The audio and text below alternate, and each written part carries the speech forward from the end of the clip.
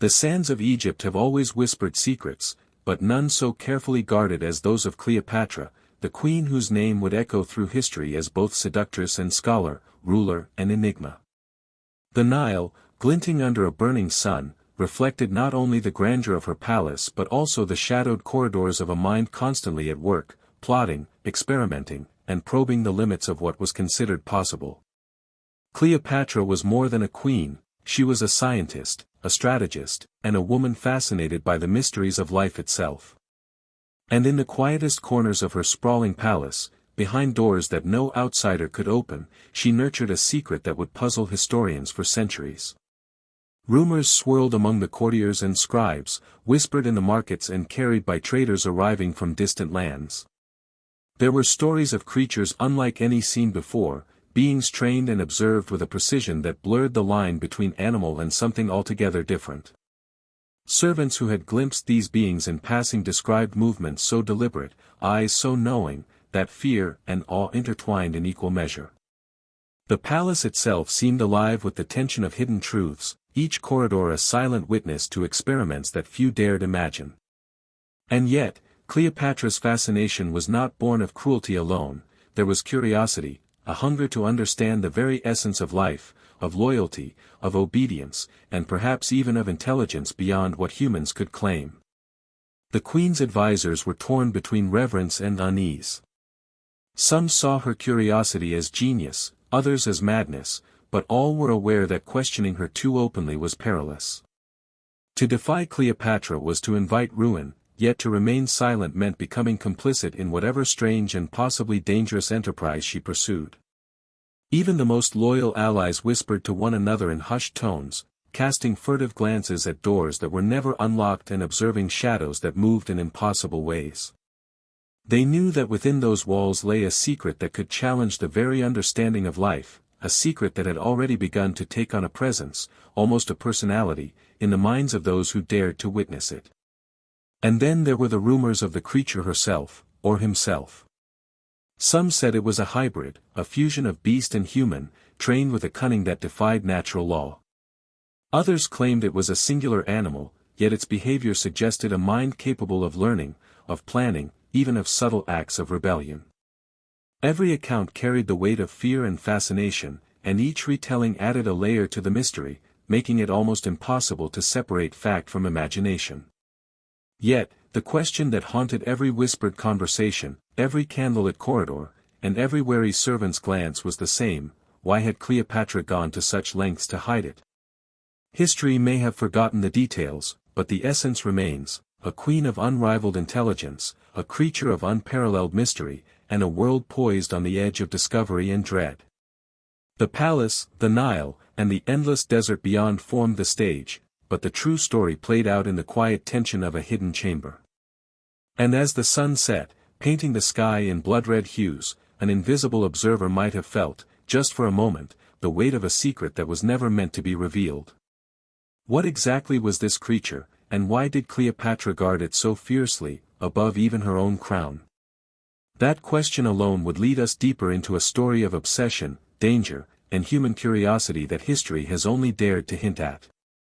Cleopatra's palace was a world unto itself, a place where opulence met obsession, and beauty often masked the most unsettling secrets. Marble columns rose like sentinels, each one carved with intricate depictions of gods, pharaohs, and legendary beasts. The air was thick with the fragrance of exotic oils and incense, a heady mix that could soothe or disorient, depending on one's perspective. But beneath this veneer of grandeur, the queen had created spaces few had ever seen, rooms designed for study, for experimentation, for glimpses into the unnatural. In these hidden chambers, behind walls lined with velvet drapes and guarded by trusted confidants, Cleopatra pursued a fascination that went far beyond the politics of Rome or the alliances of her court. She sought knowledge, knowledge that could bend life itself, that could control and tame what no one else dared approach. Her menagerie was unlike anything Alexandria had ever witnessed. Lions from the savannas of Africa prowled alongside strange, smaller creatures whose origins were whispered in fear and disbelief. Exotic birds with plumage so bright they seemed unreal perched silently, their eyes following every visitor's movement. There were reptiles, snakes that slithered with a mesmerizing grace, and amphibians that croaked in rhythms that seemed almost like communication. But among these creatures, there was one that stood apart, one that defied classification, and whose presence turned curiosity into dread. The court spoke of it in hushed tones, sometimes with awe, sometimes with terror, for it seemed capable of understanding commands, of reacting with intelligence, of forming attachments that were almost human in nature. The queen herself was meticulous in her approach. She studied the creature not as a master would a pet, but as a scholar would a subject, noting every gesture, every sound, every flicker of awareness. Diaries and notes, some burned after her death, others hidden in secret compartments, hint at careful experiments, how the creature responded to stimuli, how it learned, and how it exhibited behaviors that suggested not mere instinct but cognition. Servants recalled the queen watching for hours, her eyes narrowing in concentration, her lips murmuring incantations or instructions that were at once gentle and commanding. Those who dared ask questions were met with sharp glances or a reminder that some knowledge was reserved for those with the vision to understand. Yet, Cleopatra's fascination was not confined to observation alone. She pushed boundaries in ways that many considered reckless. Some scholars speculate that she attempted to blend science with ritual, mixing elements of natural experimentation with mysticism, in hopes of unlocking secrets that might grant her power over life and loyalty itself. Every experiment, every observation, carried risk, not only to the creature but to those who served her. There were whispers of injuries, of servants mysteriously falling ill, of creatures disappearing only to be found in distant parts of the palace. Fear intertwined with loyalty, as even the bravest courtiers could not deny the sense that something extraordinary, and potentially dangerous, was unfolding just beyond the walls of perception. Despite the dangers, or perhaps because of them, the creature grew in presence and awareness. Some servants swore it seemed to anticipate the queen's moods, to know which rooms to avoid, which aids to follow. It moved with a precision that suggested training but also a subtle independence, a hint that it might not be entirely under human control. Observers noted that it would vanish from sight at the most unexpected moments, slipping through hidden passages or lingering in shadows, as if testing the boundaries of its own existence. This unpredictability fueled both fascination and terror. No one could say what the creature would do next, and yet everyone was compelled to watch. The palace itself seemed to mirror this duality of wonder and unease. Secret staircases, concealed alcoves, and hidden chambers created a labyrinth within a labyrinth, spaces where only the queen and her most trusted confidants dared tread. Rumors spread that Cleopatra's fascination had crossed into obsession, that her experiments were as much about power and control as they were about discovery. Courtiers whispered in corridors, some questioning the morality, others fearing that disloyalty might invite the queen's wrath, or the creature's unpredictable intervention. And always, in the quietest hours, there was the lingering thought, what was the creature capable of if left to its own devices, and what would Cleopatra do if it defied her? By the end of each day, when the golden light of the Nile faded and shadows stretched long across the palace grounds, the sense of tension was palpable. Servants hurried past hidden chambers, nobles avoided certain hallways, and the queen herself seemed caught between satisfaction and unease, wondering if she had gone too far. For all her wisdom and intellect, Cleopatra could not fully anticipate the creature's next move, nor could she control the whispers that would follow her through history. And in that uncertainty lay the thrill and the terror, a slow-burning suspense that would continue to unfold, drawing those who dared into a world where curiosity, ambition, and the unknown collided. The palace had become both sanctuary and trap, and the question that haunted everyone, from the humblest servant to the most trusted advisor, remained, what exactly was this creature, and what would happen the day it no longer obeyed? The first true glimpse of the creature came not in the grandeur of the palace halls, but in the quiet, dimly lit corners where servants dared not linger for long. Those who caught sight of it spoke of a being that defied explanation, moving with a grace that was both mesmerizing and terrifying. Its form seemed mutable, sometimes appearing animalistic with sinewy limbs and a low, predatory stance, other times almost human, with eyes that flickered with intelligence, curiosity, and, if one dared imagine, emotions that mirrored our own. The courtiers who whispered about it could barely agree on what they had seen. Some swore it had the ears of a feline predator, others insisted they had glimpsed hands, delicate yet unnervingly capable, like those of a human child. Every description seemed to stretch the limits of belief, yet all agreed on one thing: the creature was alive, aware, and unlike anything known to science or nature. Cleopatra, ever the meticulous observer, had anticipated the stir this creature would cause, yet even she could not predict the ripple of fear it generated among those who encountered it. Servants who had once scoffed at the tales found themselves frozen, hearts hammering, as the creature's gaze met theirs. There was an uncanny quality to those eyes, an awareness that suggested it was studying them as intently as they were studying it. Some reported a sense of recognition, a subtle nod or tilt of the head that felt almost deliberate, as though the creature acknowledged its place within the palace hierarchy. Others swore it could anticipate movements, sidestepping with preternatural precision, vanishing behind columns or slipping into shadows that should have been impossible to traverse. Stories quickly emerged of its first interactions with people beyond the queen. A young scribe, tasked with transcribing the queen's notes in one of the hidden chambers, described an encounter that left him shaken for days. He had been bent over his work when a soft sound, almost a whisper, drew his gaze upward. There it was, the creature, crouched on a ledge above him, eyes gleaming in the candlelight. For a moment, it simply watched, silent, still, as if measuring the scribe's intentions. Then, with a sudden, fluid motion, it disappeared, leaving behind only the faint echo of its presence and a scribble of pencil on paper that seemed to bear no sense but radiated a peculiar energy. The scribe would later confess that he never returned to that chamber without trembling, haunted by the feeling that the creature had been observing him long after he had left. Even within the queen's inner circle, the creature's behavior defied understanding. It would obey commands with remarkable accuracy, yet sometimes acted unpredictably, testing boundaries that should have been absolute. A trusted aide, who had trained the creature in feeding rituals, found that instructions were only partially effective. The creature would follow some commands, then abruptly stop, tilt its head, and do something entirely unexpected. This duality, obedience and independence, submission and defiance, terrified and fascinated in equal measure. It became increasingly clear that the creature was not merely an exotic animal to be tamed but a being with its own will, intelligence, and perhaps even curiosity about the humans it served. Cleopatra herself observed these behaviors with a mixture of pride and unease.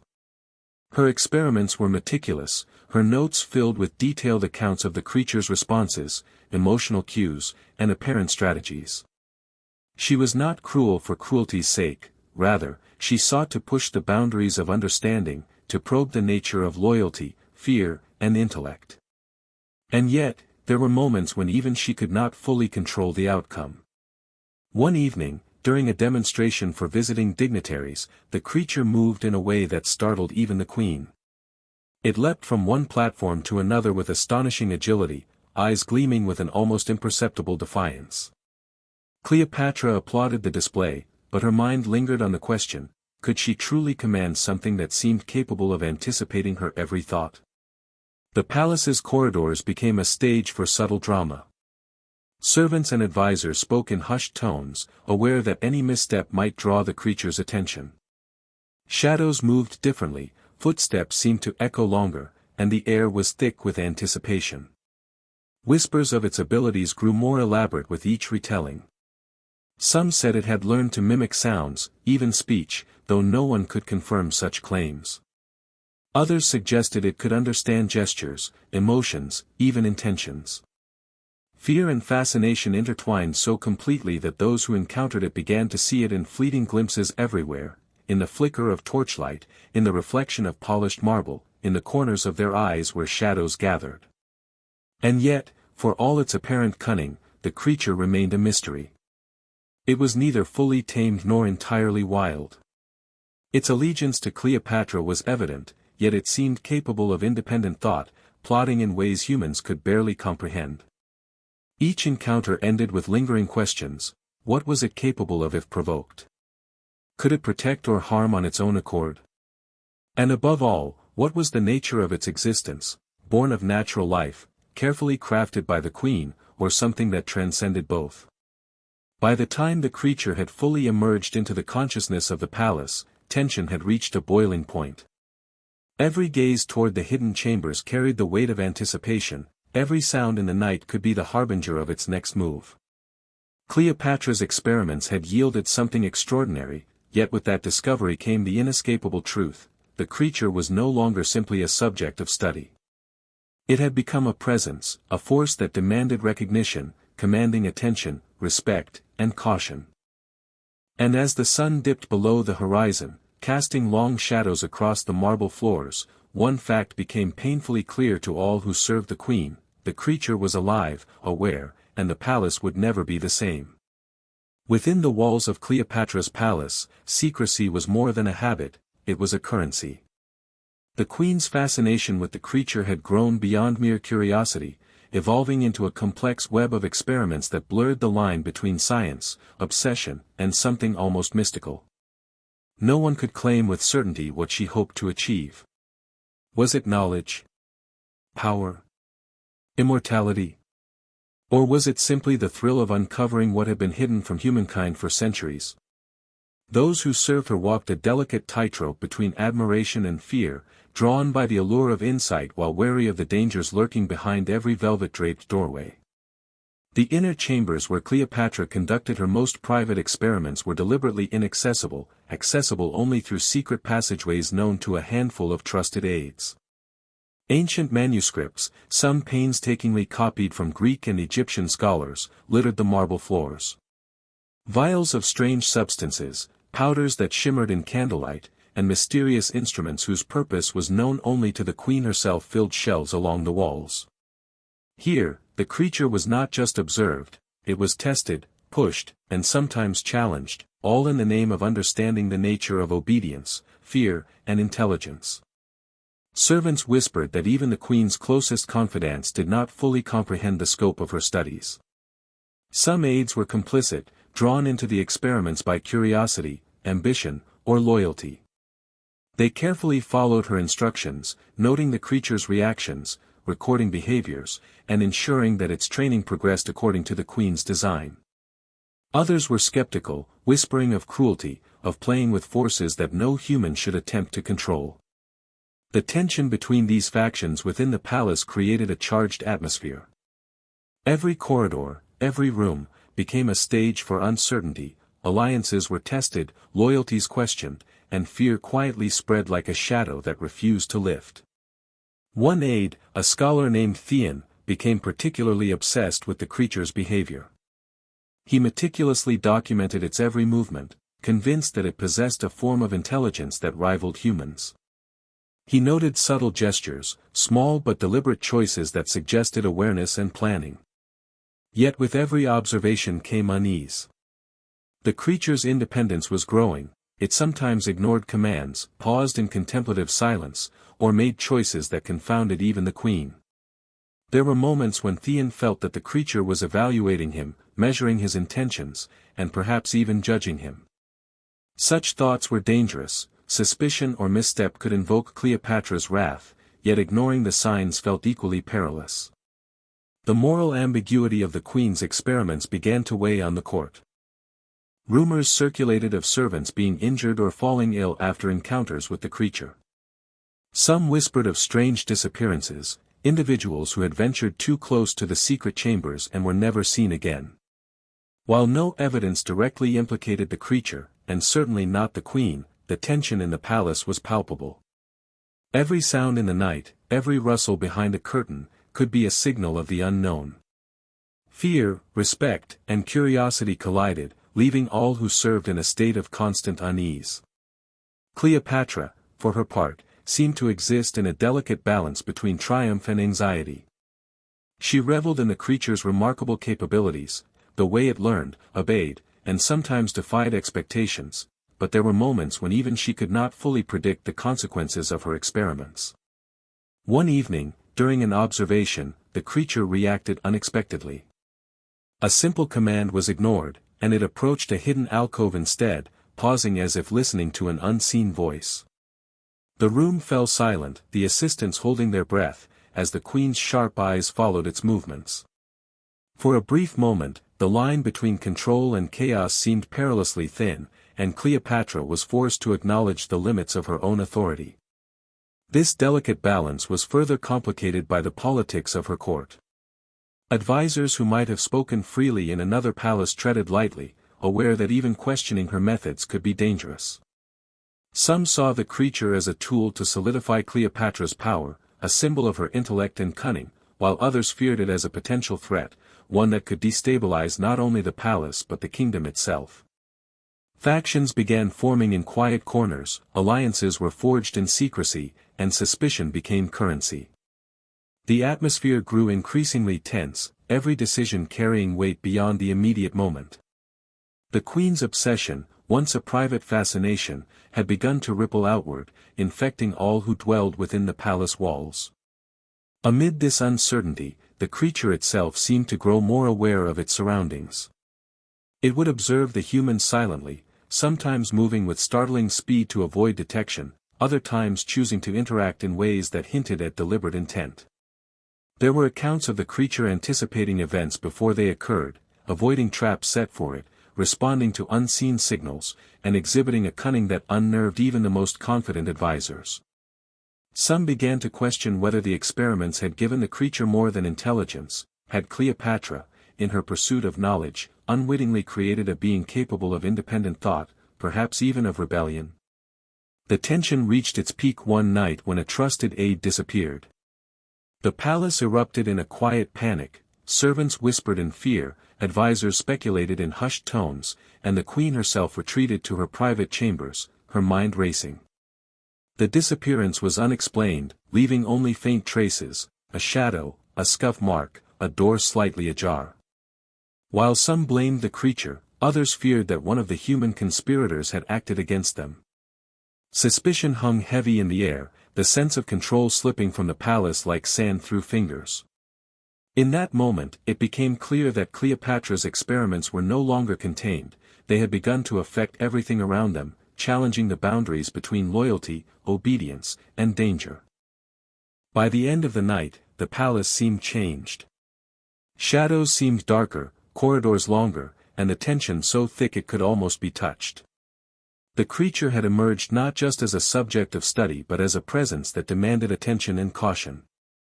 Every servant, every advisor, every observer was forced to confront the unsettling truth: Cleopatra's pursuit of knowledge had created something extraordinary, and potentially uncontrollable. And as the first rays of dawn filtered through the palace windows, a lingering question haunted all who remained: if the creature could defy the queen herself, what would happen the day it chose to act entirely on its own? The whispers that began within the walls of Cleopatra's palace did not stay confined for long. Rumors of her experiments and the mysterious creature began to seep beyond the marble halls and the carefully guarded gardens, reaching the bustling streets of Alexandria, the merchant ports along the Nile, and even the corridors of power in Rome. Merchants returned from distant lands with wide-eyed tales, travelers spoke of strange lights and sounds emanating from the palace at night, and dock workers whispered about an unseen force that seemed to move among the courtiers like a shadow. Fear, fascination, and suspicion intertwined, creating an undercurrent of tension that stretched far beyond the palace gates. The city itself became complicit in the queen's secret, each resident carrying fragments of rumor, each retelling adding embellishments that made the creature seem more fearsome than ever. At first, these stories were dismissed by most as fanciful exaggerations, yet over time, their persistence demanded attention. Roman envoys, visiting for trade or diplomacy, noted the unease among palace staff and the uncharacteristic caution of courtiers in Alexandria. Some envoys whispered privately of a creature trained in obedience, yet seemingly capable of independent thought, describing encounters that were impossible to verify. The stories, half-truths and speculation, began to cast Cleopatra not only as a ruler but as a figure straddling the boundary between genius and madness. Her intellect was admired, but a subtle fear accompanied that admiration: was she tampering with forces that could extend beyond the palace walls, threatening the very stability of the kingdom? As the rumors spread, tension within the court escalated. Advisors who had once quietly questioned the ethics of the queen's experiments now faced mounting pressure. Some feared the repercussions of exposure, the possibility that the creature could be seen as a threat, a weapon, or worse, a proof of the queen's dangerous obsession. Others recognized opportunity, imagining the political leverage that could be gained from controlling or concealing knowledge about such a being. The palace became a theater of strategy, secrecy, and subtle maneuvering. Courtiers formed alliances, whispered in corners, and observed one another with increasing suspicion, unsure who might betray them or act out of fear. The creature itself became an unintentional catalyst for unrest. Its rare, fleeting appearances in the city's outskirts or along the palace grounds were recounted with growing hysteria. Farmers tending to the riverbanks claimed to see a shadowy figure moving with unnatural speed, eyes glowing faintly in the dusk. Children playing in alleys whispered of a being that could disappear at will, appearing and vanishing with impossible agility. Even the most skeptical townspeople could not deny the peculiar occurrences, the sudden vanishings of livestock, the unexplained sounds of movement in empty courtyards, the eerie feeling of being watched. Each sighting, no matter how ambiguous, contributed to the mounting anxiety surrounding Cleopatra's rule, and the city began to teeter between awe and dread. Cleopatra herself remained focused, yet increasingly isolated. While her closest aides continued their meticulous documentation and care of the creature, she was acutely aware of the growing threat of exposure. The queen understood that knowledge was power, and that fear, properly harnessed, could strengthen her reign. But she also knew that the creature was not merely a tool. Its intelligence, its independence, and its unpredictable nature made it a presence that could disrupt even the most carefully orchestrated plans. To maintain control, she deepened her secrecy, creating additional layers of concealment, hidden chambers, and coded instructions. Every precaution was taken, yet the very act of hiding amplified curiosity and suspicion, making her kingdom a tinderbox of anxiety and intrigue. Tensions outside the palace walls mirrored those within. Traders and foreign dignitaries, once captivated by Alexandria's wealth and grandeur, now spoke cautiously of the city's ruler and her peculiar experiments. Whispers of rebellion, though faint, began to circulate among those who feared the unknown. Some suggested that the creature might act as a weapon, whether intentionally or not, capable of enforcing the queen's will beyond the palace gates. Others speculated that those who had once been loyal might take matters into their own hands, attempting to neutralize what they could not understand. The city's pulse quickened, a nervous rhythm driven by rumor, fear, and the unsettling sense that something extraordinary, and dangerous, was at play. Within the palace, the creature's behavior continued to challenge expectations. It moved silently through hidden passageways, sometimes appearing to test the limits of its freedom. Observers noted that it was not merely obedient or reactive, it seemed to possess a form of judgment, a subtle awareness that allowed it to evaluate situations and adapt. This growing autonomy unnerved some aides, while others were fascinated by its apparent cognition, documenting every nuance in hopes of understanding the mind behind the form. The creature's unpredictable behavior amplified the citywide rumors, creating a feedback loop in which the myth of its abilities grew faster than the reality, each retelling more exaggerated, each shadow in the night more menacing. The combination of palace intrigue, citywide whispers, and external scrutiny set the stage for an inevitable confrontation. Cleopatra faced a dilemma: to maintain secrecy meant increasing tension and risking exposure, yet to reveal even a portion of the truth could destabilize her carefully constructed authority. She maneuvered delicately, balancing observation and experimentation with diplomacy and strategy, yet always aware that the creature's very existence was a powder keg, waiting for the spark that could ignite chaos. The palace, once a symbol of power and opulence, had become a nexus of fear and anticipation, a place where every glance, every movement, every rumor could trigger events with consequences far beyond the walls. By the end of this period, Alexandria itself seemed caught in a strange suspension between the known and the unknowable. The creature, once a curiosity confined to secret chambers, had grown into a presence whose influence extended beyond the queen's private world. Its reputation, built on glimpses, whispers, and the imagination of those who dared recount it, fed the city's collective anxiety. Cleopatra's ambition, intelligence, and curiosity had set forces in motion that could no longer be fully controlled. And as the sun sank below the horizon and the city fell into shadow, one question hung over Alexandria like a storm cloud: what would happen the day the creature stepped beyond the palace walls in full, leaving nothing but fear, fascination, and chaos in its wake? Cleopatra had always been a queen of intellect, charm, and strategy, but the presence of the creature introduced a new, deeply personal challenge.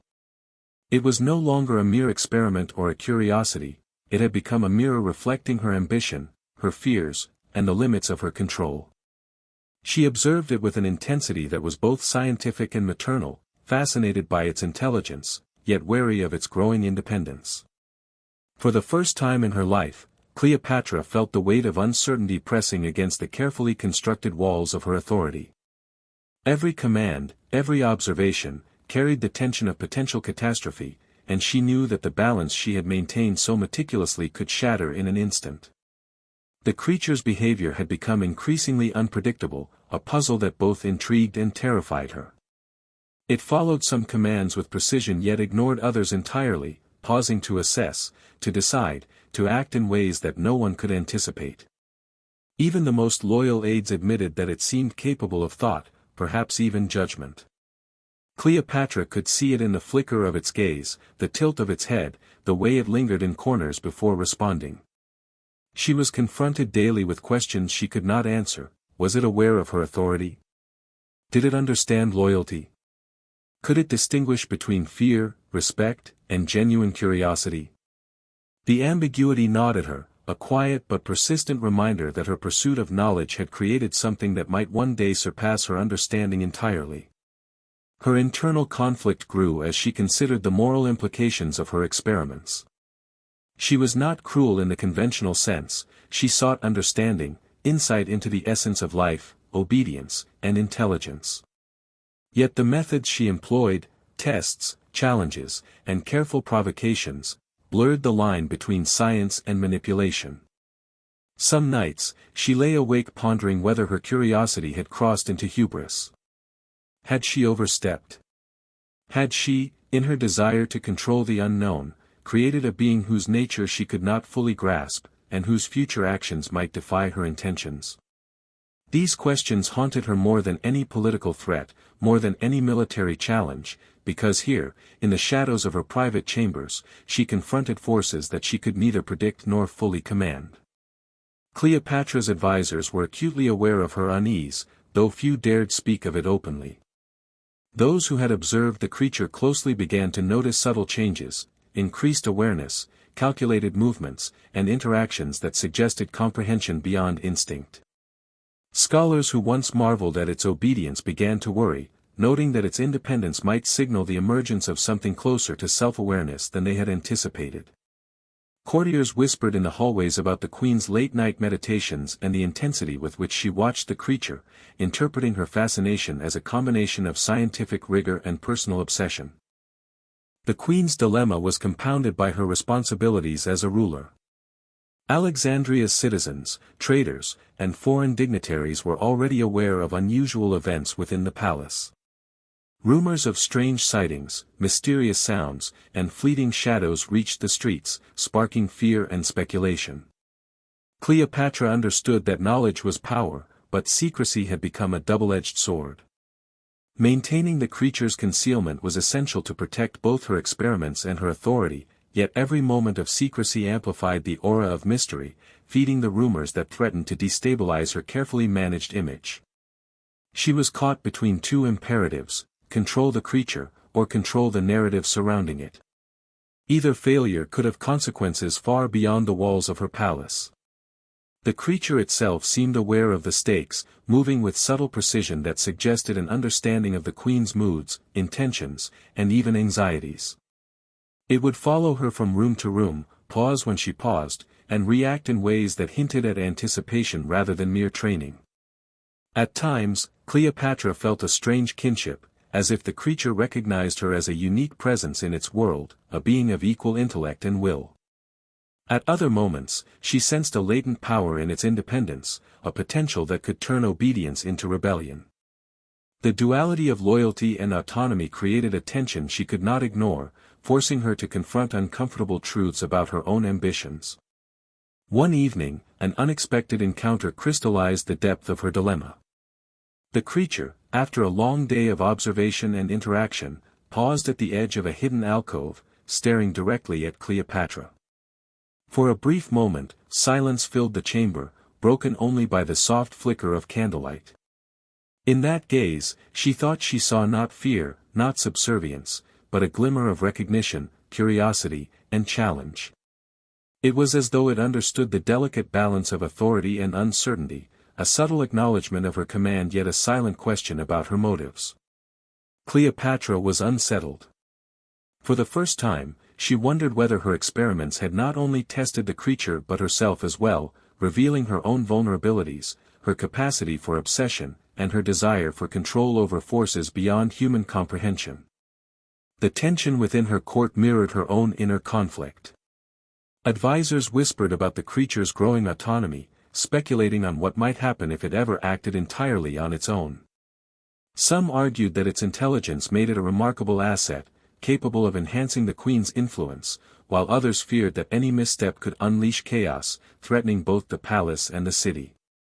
Every decision Cleopatra made, when to observe, when to instruct, when to restrain, was now laden with uncertainty. Her curiosity had created an ethical and practical conundrum. How far could she push the boundaries of knowledge before the consequences spiraled beyond control? By the end of that night, as moonlight cast long shadows across the palace corridors, Cleopatra was left with a profound realization. The creature had grown from an object of study into a presence that demanded attention, respect, and caution. It was a reflection of her ambition, her intellect, and her obsession, a living enigma whose loyalty was apparent yet whose autonomy could never be fully contained. In the quiet of the chamber, the queen understood that the next steps she chose, whether to continue her experiments, to confront the creature, or to impose new constraints, would define not only her legacy but the future of the mysterious being she had brought into the world. And as the first light of dawn began to creep through the palace windows, one thought lingered, chilling in its clarity: she could guide the creature, but she could never fully control it. The tension within Cleopatra's palace had reached a critical point, and whispers of the creature's existence could no longer be contained to secret chambers and hushed conversations. The queen herself recognized that the mystery she had cultivated, intended as a private pursuit of knowledge, now posed a risk to her authority and the fragile equilibrium of her court. It was a time of subtle panic, an invisible threat that could unravel years of careful strategy. The decision was made to bring in investigators, scholars, trusted aides, and even mystics known for their uncanny insight. Their mission was clear: understand the creature, assess the potential danger, and ensure that whatever intelligence it possessed remained under control. But what seemed straightforward soon revealed itself to be far more complicated than anyone anticipated. From the moment they entered the palace, the investigators were immersed in a world that defied explanation. Cleopatra had anticipated their arrival, carefully curating the spaces they could observe, yet even the most disciplined minds found themselves unsettled.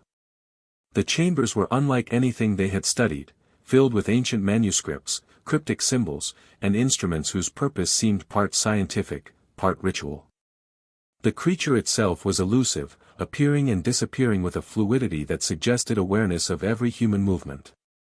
Investigators quickly realized that this was no ordinary subject of study. It was as if the palace itself had become a living puzzle, with the creature at the center, moving pieces they had yet to understand. The first encounters were unnerving. One scholar, charged with cataloging the creature's behaviors, described a sequence that left him shaken for days. He had been observing from a hidden alcove, noting subtle gestures and responses to Cleopatra's commands, when the creature abruptly stopped, turned, and fixed him with a gaze that seemed to measure intention. The scholar recalled feeling as though his thoughts were being weighed, evaluated, judged. The room had fallen silent, save for the faint crackle of candlelight, and for a moment, it was impossible to distinguish who was observing whom. The creature's intelligence, once inferred from obedience and reaction, now seemed tangible, deliberate, and unnerving. As the days of investigation progressed, the palace revealed more of its secrets, some intentionally, some inadvertently. Hidden passageways, secret chambers, and even coded journals provided fragments of insight, yet each discovery only deepened the mystery. Investigators found notes that hinted at prior experiments, some lost to history, others concealed with care. These documents spoke of methods, observations, and outcomes that challenged conventional understanding of life and cognition. The creature, it seemed, had been subjected to trials designed to probe not only obedience but understanding, perception, and perhaps even emotion. The sophistication of these experiments suggested a mind at work far beyond what was typical for any known creature. The palace staff, too, played a role in shaping the investigators' experience. Some were loyal to Cleopatra, offering carefully measured guidance, while others were motivated by fear or ambition, choosing to reveal or conceal details according to their own interests. This created a subtle web of misinformation and half-truths. Investigators soon realized that uncovering the truth about the creature required not only observation but careful navigation of the palace's human politics. Every step brought new tension, as scholars and aides became entangled in a world where fear and fascination were inextricably linked. The creature itself seemed to understand the presence of these outsiders. It would occasionally appear during observation, moving with an awareness that suggested deliberate communication. One aide described how it would approach a scholar, pause just within reach, and then retreat, as if testing boundaries or gauging intent. Its behavior hinted at comprehension not only of commands but of human psychology, a level of insight that unsettled even the most confident investigators. Some began to speculate whether the creature could manipulate perceptions, subtly influencing those who studied it, shaping events according to its own understanding. As evidence accumulated, a pattern began to emerge. The creature was neither entirely subservient nor completely independent, it existed in a delicate balance between obedience and autonomy. Investigators noted that it responded more readily to subtle cues than overt instructions, displaying a form of intelligence that resembled strategy rather than instinct. It seemed capable of anticipation, learning, and even improvisation. Scholars found themselves questioning the very nature of life and consciousness, wrestling with ethical considerations they had never before encountered. Was this intelligence a result of Cleopatra's experiments, or had she uncovered a being whose nature transcended human understanding? The palace itself became a theater of tension. Hidden observers, whispered conversations, and cryptic symbols all contributed to a growing sense of unease. Investigators were drawn deeper into Cleopatra's carefully constructed web, discovering that every element, from the arrangement of chambers to the placement of instruments, was part of an intricate design. The creature's presence permeated the palace, a silent yet pervasive force that dictated the flow of events. Even those who entered with confidence found themselves questioning their own observations, wondering whether the intelligence they saw was genuine or a reflection of their own expectations and fears. The climax of this investigative period arrived when an aide discovered a fragment of a coded journal, long hidden behind a false panel in the Queen's private study.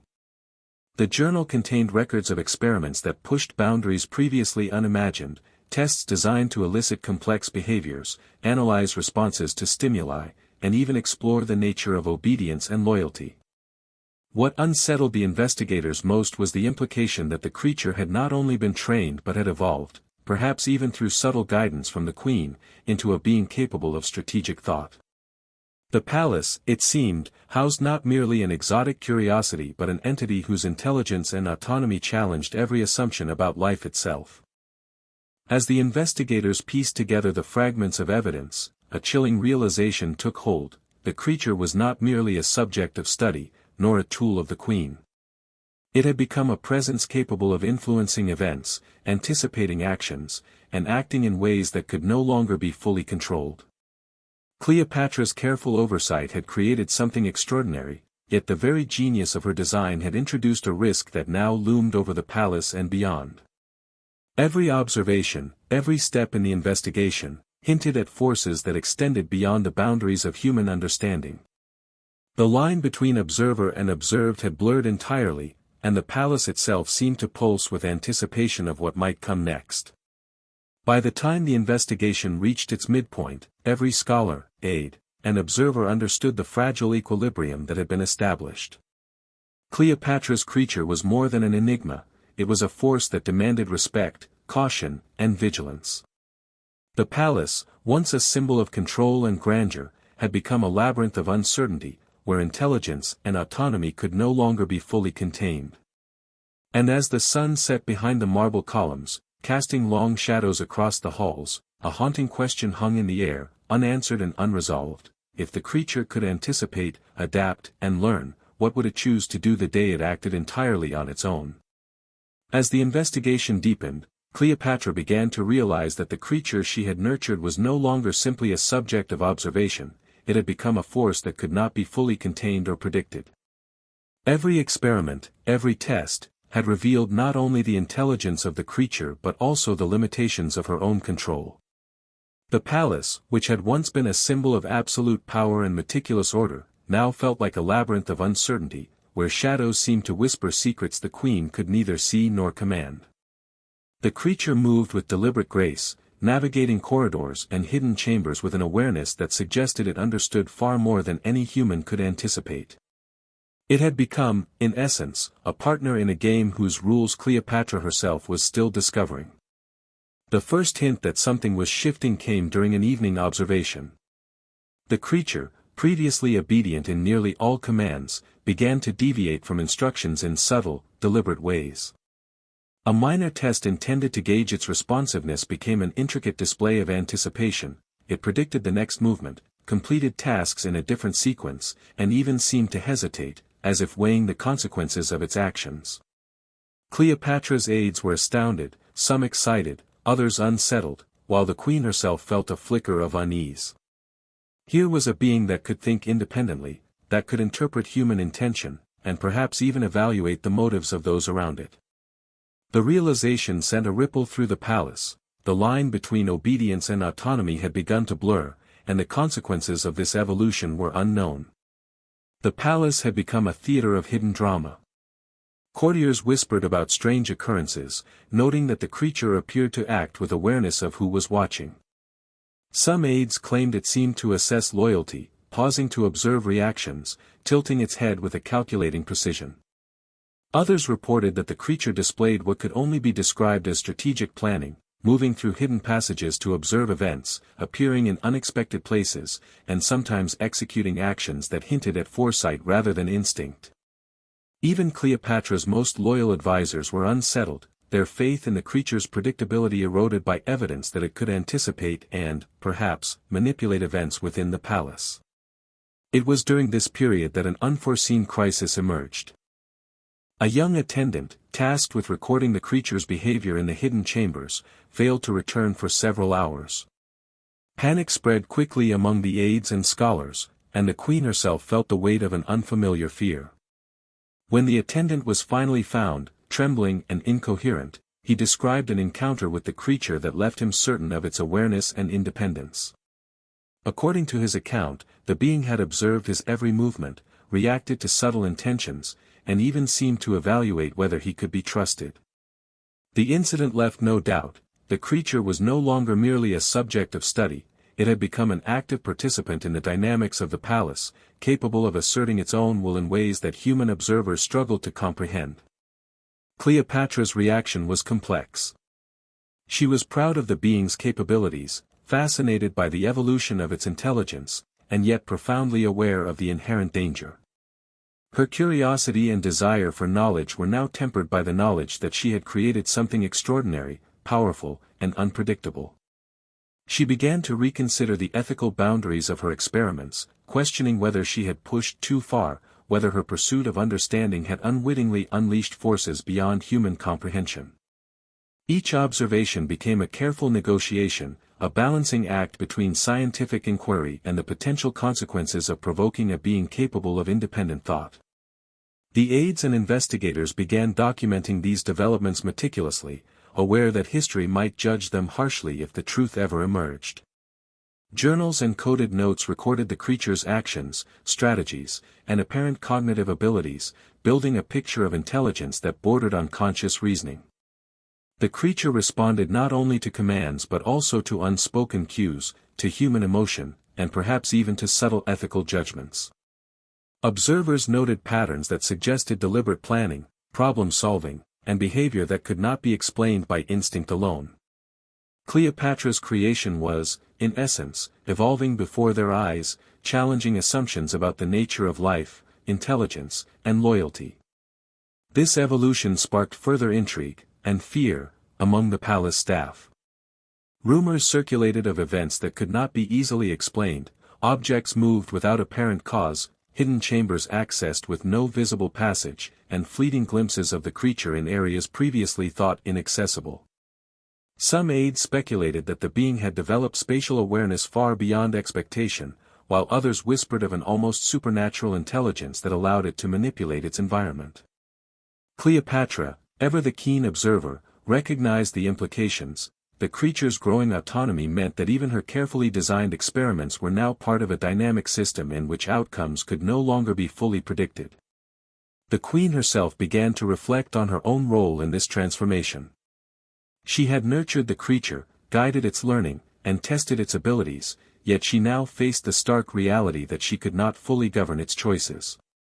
This awareness brought both awe and anxiety, forcing her to confront the limits of human authority and the unforeseen consequences of ambition.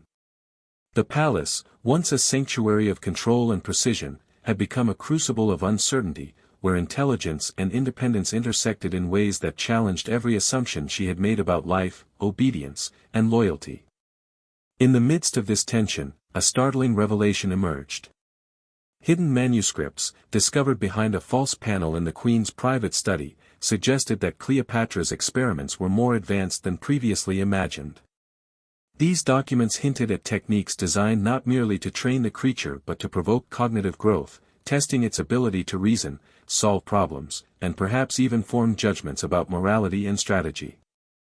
The investigators realized that the queen had effectively been conducting a pioneering study in intelligence and autonomy, a pursuit that blurred the lines between science, ethics, and ambition. The implications were staggering. The creature was not just a product of its environment or training, it was an entity shaped, guided, and challenged by Cleopatra's intellect and curiosity, capable of surpassing the boundaries of human expectation. By the close of this period, the palace had become a place of charged anticipation. Every movement, every whisper, every glance carried the weight of potential revelation. The creature, once confined to secret chambers and controlled interactions, had evolved into an active participant in the unfolding drama.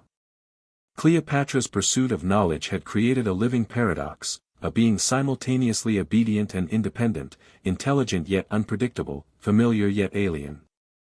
And as the sun dipped below the horizon, casting long shadows across the marble halls, a question hung over the palace with a haunting clarity: what would happen the day the creature fully exercised its independence, acting not under the queen's direction, but according to its own will? The palace had grown restless, its corridors heavy with a tension that seemed almost tangible. Cleopatra's creation, once carefully confined and observed, had begun to assert itself in ways that few could anticipate. The creature's autonomy was no longer theoretical, it had become a presence that influenced events, subtly altering the rhythms of the court and the behavior of those around it.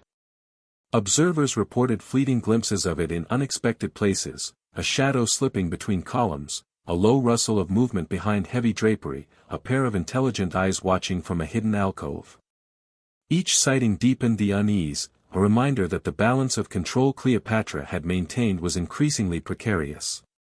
The tension escalated when an unusual incident occurred in the heart of the palace. A series of unexplained events, locked doors found ajar, objects moved from their designated places, and faint sounds echoing through empty corridors, created an atmosphere of fear and speculation among the staff. Servants whispered of a presence that seemed to anticipate their every action, while scholars and aides grew increasingly concerned about the creature's intelligence and capacity for subtle manipulation. Even those most loyal to Cleopatra began to question whether the being's autonomy might one day challenge the authority of the queen herself. The palace had become a stage on which intelligence and uncertainty played a high-stakes game, with Cleopatra's rule hanging in the balance. Cleopatra, ever perceptive, recognized the significance of these events. She had nurtured the creature, guided its learning, and tested its abilities, but she could no longer fully predict its actions. Her studies, once controlled and methodical, had evolved into a dynamic interaction between human and non-human intelligence. Each decision carried weight, each observation risked revealing truths she was not yet ready to confront. For the first time, the Queen felt the strain of uncertainty pressing against the edges of her authority.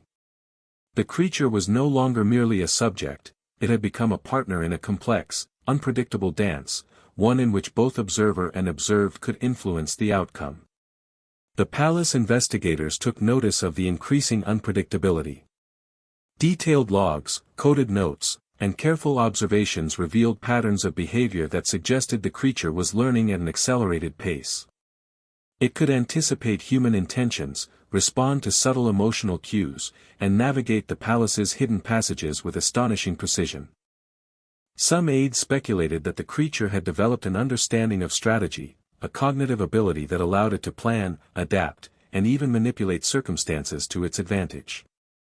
This realization sent shockwaves through the court, transforming curiosity into fear, and admiration into a cautious respect for the being's emerging capabilities. A particularly startling incident involved a high-ranking advisor who had grown complacent in his duties. Tasked with overseeing one of the hidden chambers, he became engrossed in his own work, assuming the creature would follow routine patterns.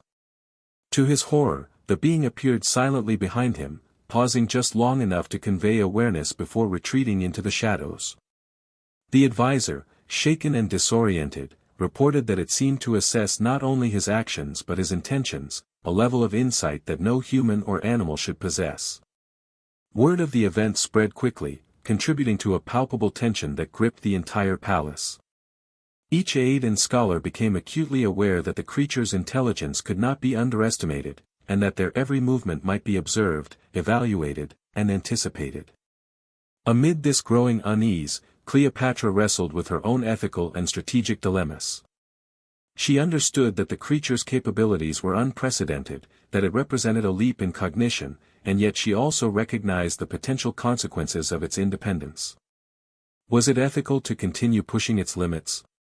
Could she maintain control without risking rebellion, exposure, or catastrophe? The Queen's curiosity was tempered by caution, her ambition weighed against responsibility, and her desire for knowledge shadowed by fear. Every decision became a calculated risk, each interaction a careful negotiation between authority and autonomy.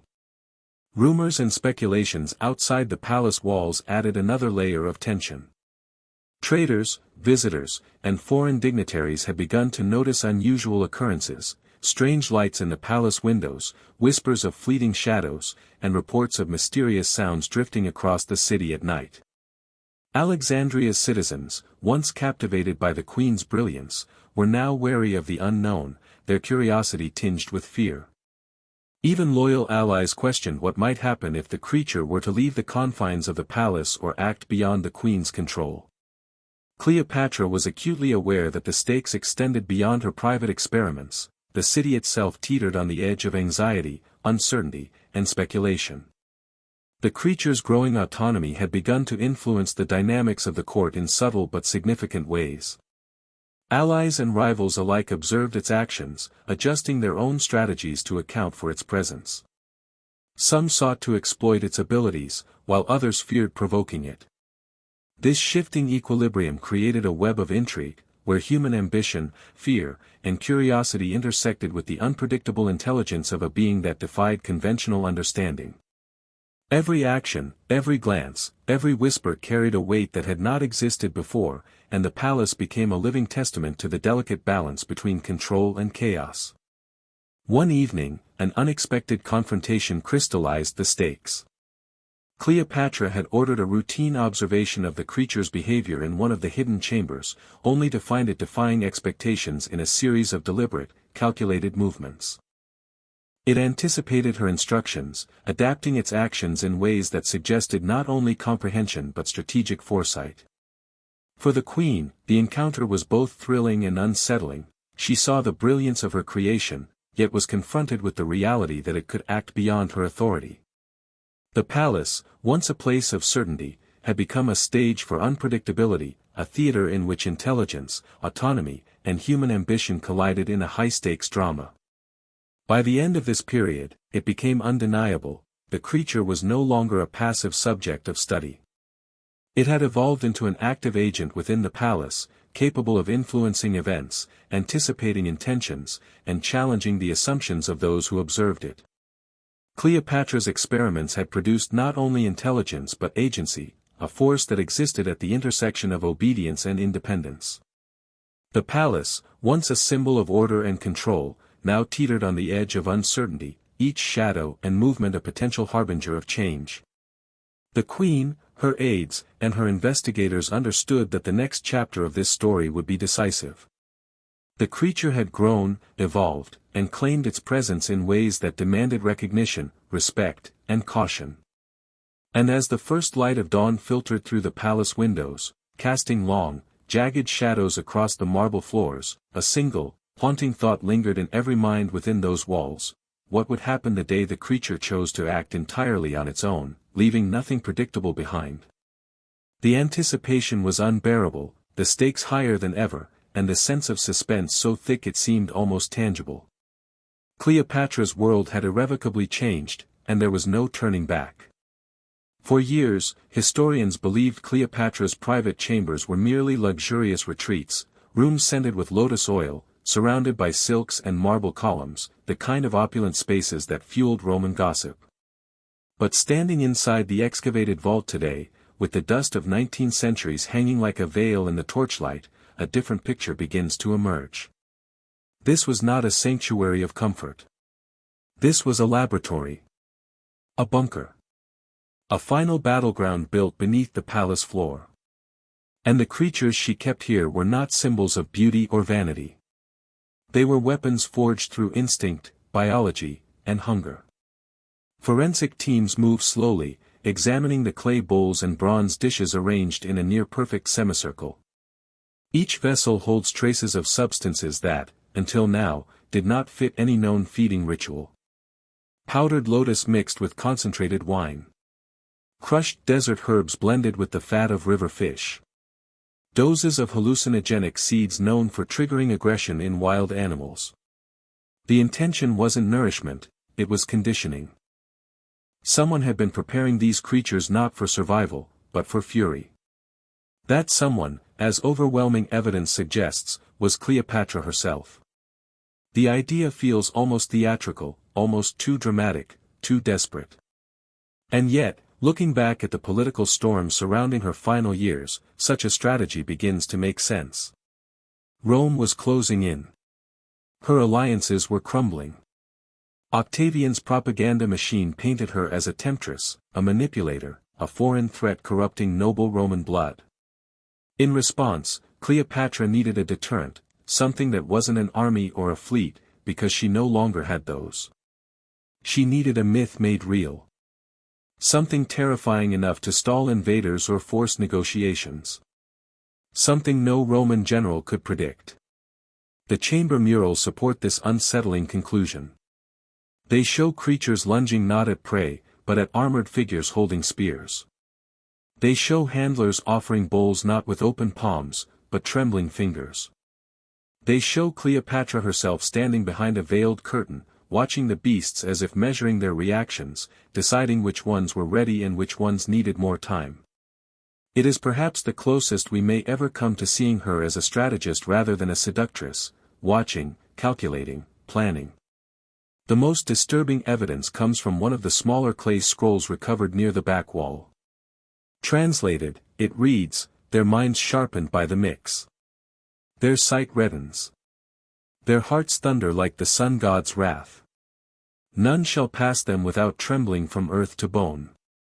It is the language of someone documenting behavioral responses, not someone describing a beloved pet. Someone recording results. Someone preparing for a final, irreversible act. For most rulers, exotic animals were status symbols. For Cleopatra, they became instruments of survival. But this plan carried a fatal flaw: the creature's aggression was unpredictable. Conditioning them required control, routine, and a stable environment. When the siege tightened and Cleopatra was forced to flee from one guarded room to another, the routines collapsed. The animals became restless, then volatile. The mixture in their diet, no longer monitored, likely intensified their unpredictability. Handlers disappeared. Doors were sealed. And inside this chamber, something went terribly wrong. The mummified beast at the center of the vault, the one with the strange posture suggesting it died while trying to escape, now fits perfectly into this larger narrative. Its bones show signs of extreme stress. Its claws are worn down from scraping against stone. Traces of blood on the chamber door suggest it was trying to break through, not to attack, but to flee something it sensed, a rapid change, a collapse, or perhaps the growing chaos above ground as Rome closed in. Yet the most shocking revelation doesn't come from the beast, or the feeding bowls, or the murals. It comes from a final scroll fragment found trapped beneath a fallen limestone block. A fragment so fragile it took days to restore. Its author appears to be Cleopatra's chief caretaker, a man whose diary entries were analyzed earlier in the investigation. This fragment, written in his distinct hand, contains a chilling line that historians had never seen before: they are not meant to guard her. They are meant to follow her. The sentence stops abruptly, the remaining portion too damaged to decipher. But the implication is unmistakable. The animals were not prepared to protect Cleopatra. They were prepared to accompany her in death. This revelation reframes the entire story. Cleopatra, facing inevitable defeat, may have intended for these creatures to die with her, to prevent their capture, their exploitation, their humiliation at the hands of Rome. Romans would parade exotic animals through the streets, use them in the Colosseum, torture them for spectacle. To Cleopatra, who believed deeply in ritual, legacy, and symbolism, the thought of her sacred animals being reduced to entertainment would have been unbearable. It also fits the tradition of ancient royalty choosing death on their own terms, often accompanied by their closest companions. But the theory grows darker when paired with another detail: the toxic residue found in several of the bowls. This was the same substance detected on Cleopatra's personal comb, discovered years ago in a separate excavation. Scholars long believed it was used only for her own suicide ritual. Now, with both residues matching, it suggests she intended the animals to share her fate, to ingest the same mixture, to fall beside her, and to leave no living relics for Rome to exploit. The implications ripple outward, touching every part of her life story. Cleopatra was not simply preparing a defense. She was preparing an ending, one that included every creature she held dear. The lion cub she raised as a child. The serpent she kept near her throne. The strange beast imported from a distant region, whose origins still remain unsolved. These animals were not mere possessions. They were symbols of her reign, reflections of her identity, and in the end, companions in her final act of defiance. There is a tragic beauty in this interpretation. Cleopatra, so often portrayed as manipulative, emerges here as deeply human, desperately trying to spare the creatures who had never betrayed her, unlike the generals, diplomats, and allies who abandoned her one by one. She had lost her kingdom, her fleet, her lover, and her dignity in the eyes of foreign scribes. The only beings that remained loyal to her were these creatures. In her death, she ensured they were not left behind to be tormented or displayed. Modern historians still debate whether this theory can ever be proven. Some argue the mixed diets and toxins served religious purposes. Others claim the animals were drugged to keep them manageable in captivity. But the recovered scrolls, the murals, the forensic evidence, and the emotional logic of Cleopatra's final days all point toward the same unsettling truth: she was designing the last chapter of her story with absolute control, ensuring that Rome would never rewrite it with her animals as trophies. The scroll fragment ends with a final line, shaky but legible: she whispers to them still. Even as the torches burn outside, she whispers. And they understand. Whether the caretaker wrote this as a literal observation or a poetic metaphor, it reveals the emotional weight of what happened in this chamber. Cleopatra did not abandon her animals. She guided them into the ending she believed was necessary.